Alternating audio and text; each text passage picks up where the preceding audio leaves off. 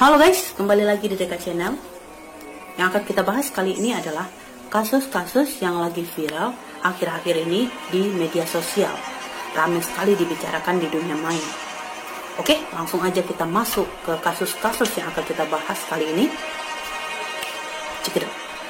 Kasus misterius yang pertama yang akan kita bahas adalah hilangnya 3 orang anak secara misterius di Kabupaten Langkat, Sumatera Utara. Kejadian ini terjadi pada hari Minggu tanggal 18 Oktober 2020. Pada saat itu, ada 5 orang anak bermain di area perkebunan sawit yang lagi digarap ada proyek di sana. Mereka bermain berlarian di dekat ekskavator yang lagi melakukan pekerjaan proyek di sana, di dekat area perkebunan sawit dekat danau. Hal ini dibuktikan dalam rekaman video sebelum mereka dinyatakan hilang. Diketahui mereka menghilang itu sebelum azan zuhur. Jadi yang hilang itu adalah 3 orang anak. Sebelum itu mereka berlima main di sana. Tapi yang 2 ini udah pulang duluan karena mereka mau makan katanya. Tapi yang 3 ini juga diajak pulang sebelumnya itu. Mereka diajak pulang tapi mereka nggak mau. Nanti aja katanya gitu. Dan ditinggallah sama temennya yang pulang duluan 2 orang ini. Karena mereka nggak pulang-pulang juga, akhirnya orang tua mereka itu mencari ke area perkebunan sawit itu di dekat danau itu. Rupanya nggak ada siapa-siapa lagi di sana. Akhirnya orang tua mereka dan warga mencari di area sekitar situ, tapi tidak ditemukan jejak mereka sama sekali. Karena tidak ditemukan beberapa waktu lamanya, hal ini dilaporkan ke polisi.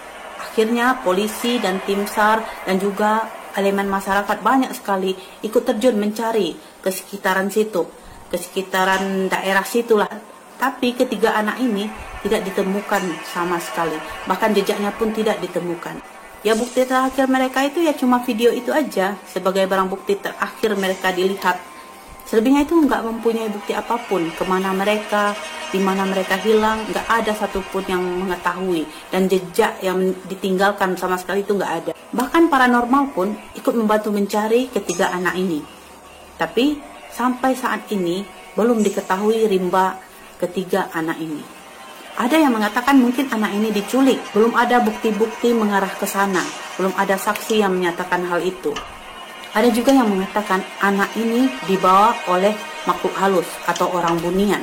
Seperti yang kita bahas sebelum ini ya. Seperti yang pernah kita bahas juga tentang orang bunian ya. Makhluk halus yang suka menculik manusia.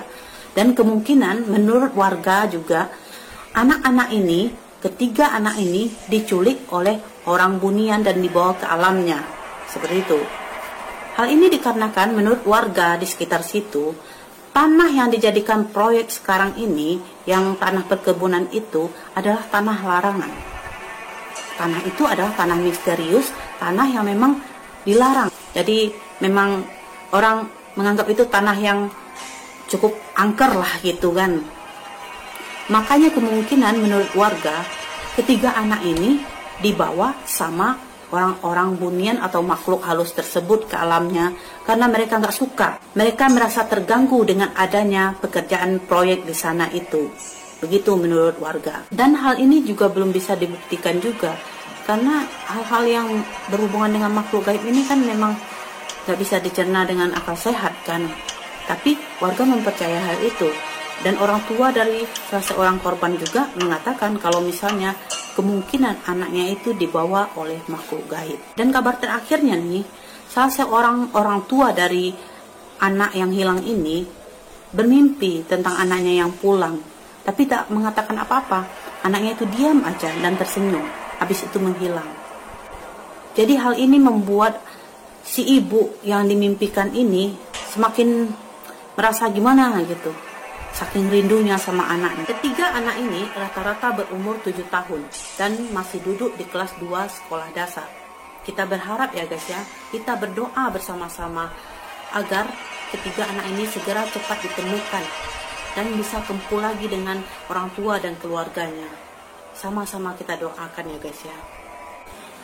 Kasus misterius berikutnya yang cukup menghebohkan warga maya adalah sebuah mobil ditemukan tersesat di hutan area Pacet, Mojokerto.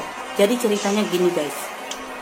Pada hari Kamis tanggal 12 November tahun 2020, seorang pengemudi bernama Adi melaporkan kalau dirinya tersesat di hutan daerah Pacet, Mojokerto. Dia tersesat bersama mobilnya.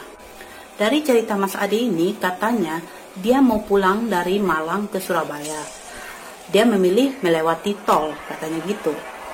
Terus dia memasuki tol sekitar jam 7 malam. Jadi dia jalan melalui tol tuh. Dan dalam perjalanan itu dia menggunakan Google Map untuk petunjuk arah. Jadi dia menggunakan peta Google tuh, biar dia nggak tersesat, katanya gitu. Saat menggunakan peta Google ini, dia tidak melihat petanya, tapi dia mendengarkan arahan suara Google ini melalui headset. Jadi katanya dia nggak memandang layar peta itu, tapi cuma mengikuti arahan melalui suara Google lewat headset aja gitu. Jadi menurut cerita Mas Adi ini, saat di tol tersebut, tiba-tiba si Google ini mengatakan suruh keluar dari tol, instruksikan keluar dari tol, begitu.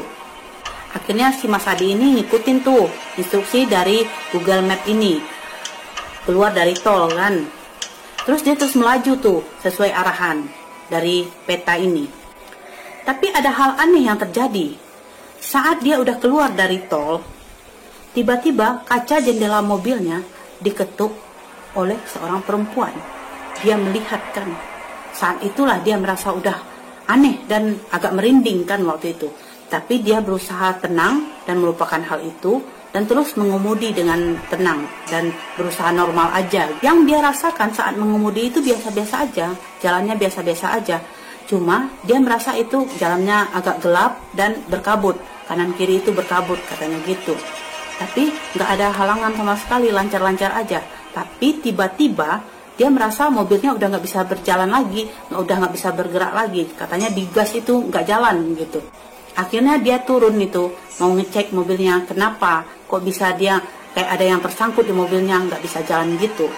Karena dilihat dia, sekitar daerah tersebut itu gelap sekali, dia keluar menggunakan senter untuk ngecek mobilnya itu. Saat udah di luar mobilnya, baru dia sadar dan dia senter sekitarnya itu, rupanya dia berada di tengah hutan dan daerah persawahan. Jauh dari pemukiman warga kayaknya, karena nggak ada satupun rumah daerah tersebut. Saat itulah dia sadar dan dia mulai ketakutan kan. Akhirnya dia memutuskan untuk masuk lagi ke dalam mobilnya. Mas Adi ini langsung menghubungi pihak keluarganya, tapi nggak ada satupun yang mengangkat dan merespon dari panggilan dia tersebut. Akhirnya dia memutuskan untuk menghubungi radio, dan radio inilah yang menghubungkan ke polisi dan meminta bantuan ke polisi untuk menuju ke TKP tempat Mas Adi ini tersesat. Menurut Mas Adi ini, dia ada sekitar 1 jaman lebih menunggu di dalam mobilnya itu hingga polisi dan bala bantuan datang untuk membantu mengevakuasi si Mas Adi ini. Untung saja saat dievakuasi, Mas Adi ini dalam keadaan baik dan hanya sedikit trauma saja, kata relawan-relawan yang mengevakuasi dan membantu Mas Adi ini keluar dari tempat tersebut. Jika ditanya ke Mas Adi ini, kenapa kok dia bisa masuk ke hutan tersebut, dia pun nggak tahu. Karena dia merasa saat dia mengemudikan mobilnya itu, jalan itu lancar-lancar aja katanya. Dia pun mengemudikan mobilnya 80 km per jam katanya. Jalan itu mulus-mulus aja. Dan saat dia sadar, dia lihat jalan yang ada sekarang itu penuh dengan bebatuan dan masuk hutan itu, dia juga bingung. Kok bisa dia membawa mobil ke tempat tersebut dengan kondisi jalan yang seperti itu? Dia juga bingung akan hal itu. Dari kejadian yang menimpa Mas Adi ini kita bisa belajar. Jangan lupa berdoa apapun yang akan kita lakukan, apalagi kita dalam perjalanan. Jangan lupa berdoa kita. Kita nggak tahu apa yang akan terjadi dalam perjalanan itu kan. Pas mau berangkat aja kita berdoanya, tapi dalam perjalanan itu kita berdoa terus sampai kita di tujuan. Biar kita selalu dalam lindungan Tuhan. Kita nggak tahu kan apa yang akan terjadi dalam perjalanan kita. Kemalangan yang menimpa kita dalam perjalanan itu bukan kecelakaan aja. Bisa kita dijamret atau dibegal atau macam-macam, dibilang polisi mungkin, keapesannya. Atau mungkin ini hal yang di luar nalar, hal yang di luar logika kita. Untung aja Mas Adi ini masih bisa selamat. Kalau diarahkan ke arah yang aneh-aneh, kan nggak tahu kita nasib Mas Adi ini kan. Maka dari itu, kemanapun kita, mau itu dekat maupun jauh, Jangan lupa berdoa sepanjang jalan kita terus biar kita selamat sampai tujuan kita.